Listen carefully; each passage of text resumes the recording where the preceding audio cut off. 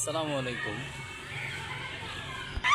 আশা করি সবাই ভালো আছেন, আমিও ভালো আছি আলহামদুলিল্লাহ। সেটা হচ্ছে গিয়ে এই এলাকাটা আসলে যেরকম নাম নামটা যেরকম সুন্দর আসলে, মানে কি বলবো আর, মানে এই এলাকার মানে সৌন্দর্যটা মানে কি বলবো আর, মানে মনোমুগ্ধকর একটা যেমন যেমন মানে এই এলাকাটার নাম হলো, মানে এটার নাম হলো কি মধুর চর।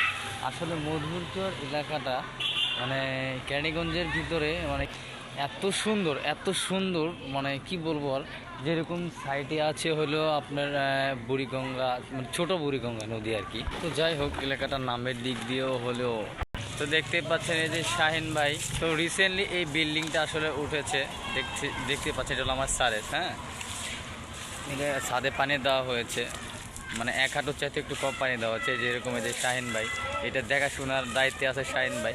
দেখতে পাচ্ছেন পানি, আসলে খুব হাসি পাইলো বিষয়টা, মানে ওনার শাহিন ভাইয়ের পানি চাষা দেখে মানে ছোটোবেলার কথা মনে হলো আর কি। কারণ এরকম স্কুল ফাঁকি দিয়ে আমরা মাছ মারতে যাইতাম, হ্যাঁ, এরকম পানি সেচতাম।